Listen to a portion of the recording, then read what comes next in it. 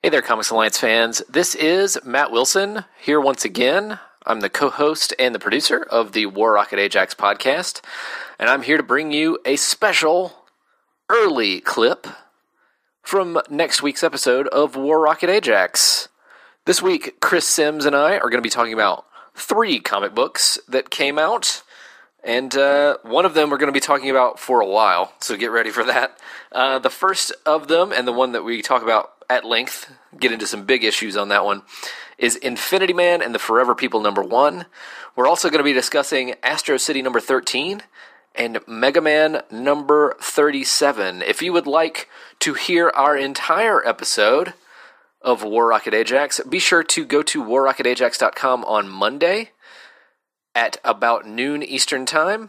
That's when the episode will go up. We're going to be talking to Benjamin Mara of Traditional Comics. We had a really fun time talking with him. But for now, everybody, check out this clip, these comics reviews from next week's episode of War Rocket Ajax. All right, Chris, where are we going to start? You said that you wanted to talk about Infinity Man and the Forever People. That's right. This is the new comic from DiDio, Keith Giffen, and Scott Koblish, dealing with a Jack Kirby creation, and I don't think I have ever been more confused by a comic book. Not by the content of a comic, but by its existence. Matt, you and I were both big fans of OMAC when it launched with the New 52, the previous DiDio Keith Giffen collaboration, and Forever People, I think, is very much along the same lines, at least in this first issue. I know that Giffen is not sticking around on this one the way that he did with the others. I believe Jim Starlin is coming on to do an issue. Someone else is actually coming on to do #4, I think. I think Giffen's on the first 3, and then he's coming back later. I don't understand how this book can come out, not just of the New 52. I can understand this book coming out of the New 52. I can't understand it coming out of the New 52 by the guy who runs the New 52. This is the same thing that we have with OMAC. Like, if this is the kind of book that DiDio wants to do himself, like if this is the kind of book where it's, bright and colorful and uses these Jack Kirby creations that in a way that has like a big respect for their past, but also uses them in an interesting new way, then why isn't the rest of the line like this? Or at least why isn't more of the rest of the line like this? I think there's a pretty clear answer to that, though. Okay, do enlighten me, because I am lost. I think it's just a clear demarcation between what DiDio likes, what comics he actually likes. Because I think we can tell by the stuff he chooses to write what he likes. He likes the Metal Men. He likes Jack Kirby. But I don't think he believes that those things sell. He can do an OMAC book as a vanity project of sorts, but he'll cancel it after 8 issues. This is very similar to, I think, the way Jeff Johns approaches comics, because we know that Jeff Johns can write good comics, but I think he tends to write comics that he thinks the audience will like, not necessarily that are the comics he likes. I don't know if I necessarily buy that with Johns. I've talked about this. I just had an episode of Here's the Thing go up where I talked about Hogman and how much I really liked the Jeff Johns run on Hogman and how much I like Stars and Stripe. I don't think Johns is a disingenuous creator in the way that I think Mark Miller is. Like, I think Mark Miller is smarter than his comics. I think Mark Miller is very specifically targeting an audience with what he's doing, rather than telling the story that he necessarily wants to tell. I think there's a disingenuousness to his work. I think Jeff Johns thinks he's doing the best possible Aquaman story and the best possible Justice League story. That may be true, but I think Johns, we disagree.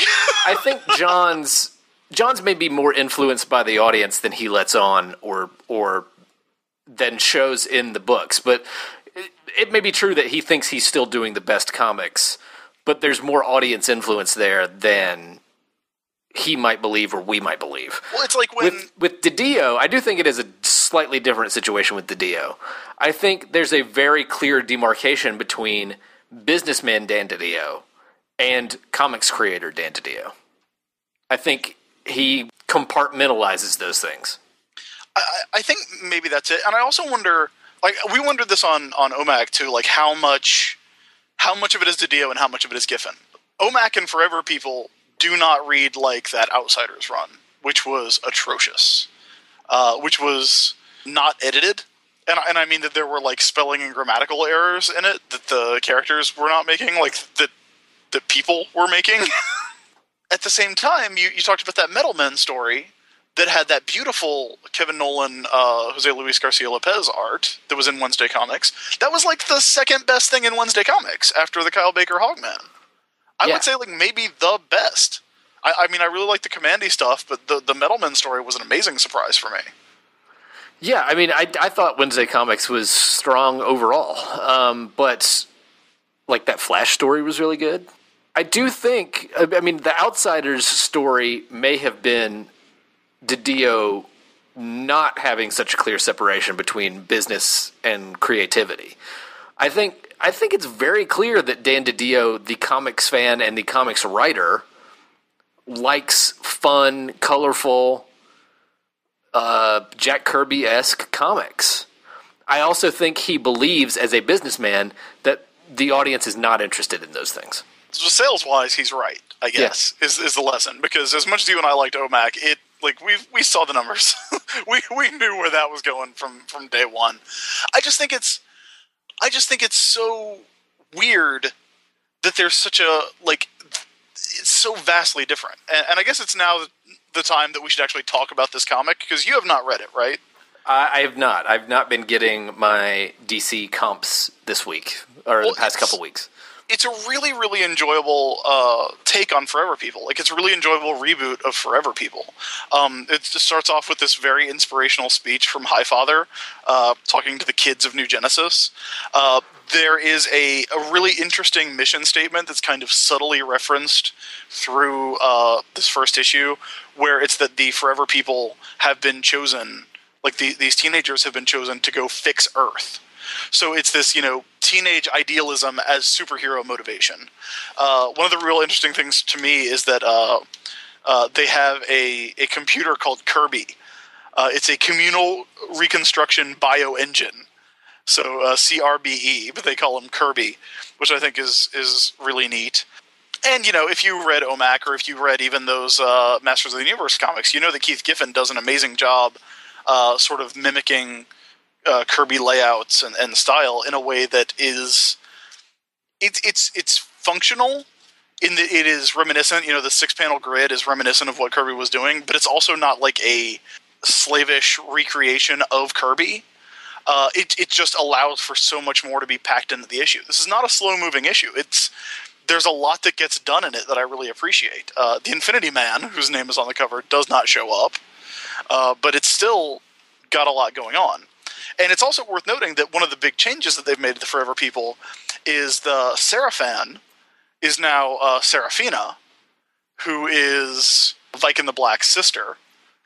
Viking the Black, by the way, not called Viking the Black in this comic. Probably a really good move.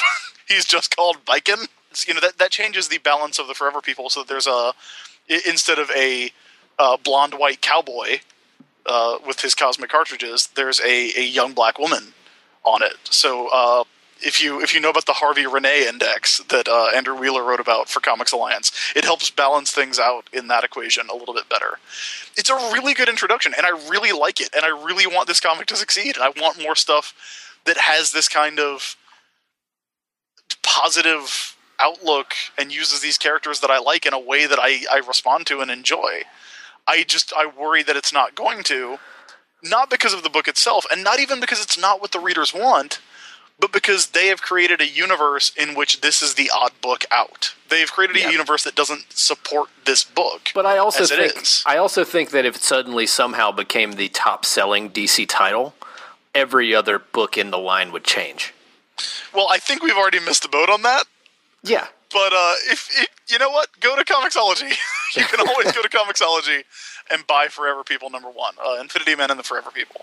It's just every time they test a book like this, it doesn't do well. I think that's partially the reader's fault and partially DC's fault for not promoting those books in a worthwhile way, or making those books like, Batman.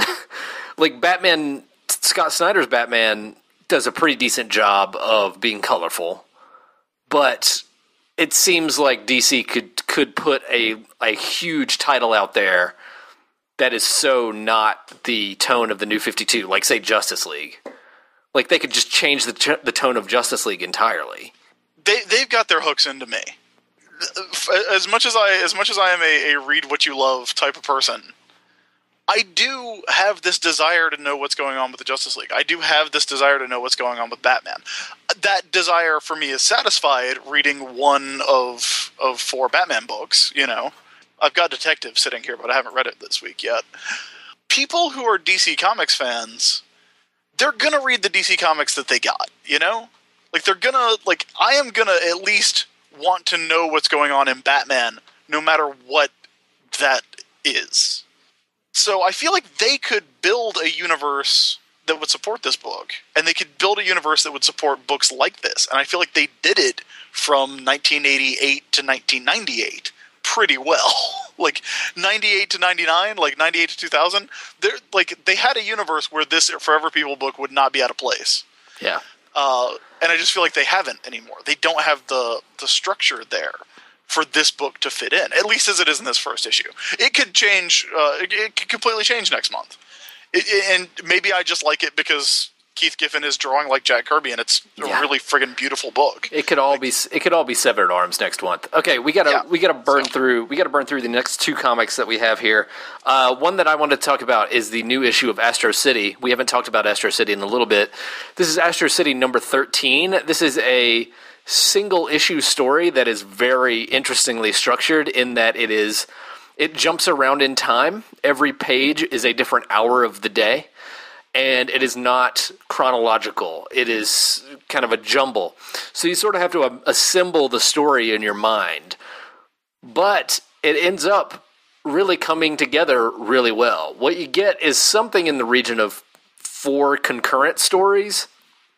One of which, and Brent Anderson really just jumps into the stratosphere with his art in this issue. Because one of the stories is about a character who, for all intents and purposes, is a Sandman character. And so you get Brent Anderson aping the Sandman style, but only on those pages. But the effects of that Sandman character end up bleeding into other pages with stuff that's happening in other times of the day. It's a really, beautifully constructed issue. It comes together really nicely, and frankly, I feel like only having read it the one time I have doesn't really do it justice. I feel like I need to go back and, pour through it and try to maybe even, put it together chronologically to see how it reads that way. It's sort of a puzzle of a comic book, and I really love that about it. If you've not read any of the new Astro City series from Vertigo, I would really encourage you to just pick up number 13 and give it a spin, because it's really enjoyable and really experimental in a way that I like, with structure in a way that I like a lot. And then the last comic we're going to talk about here, Chris, is Mega Man number 37 from Archie. That's right. I kind of fell off of Mega Man a little bit, even though I really like it because of the Sonic the Hedgehog crossover, which it was just too much of a pain to read in chronological order, even though I had them all. So I am going to catch up with that in paperback because I really like what Ian Flynn has been doing on this book.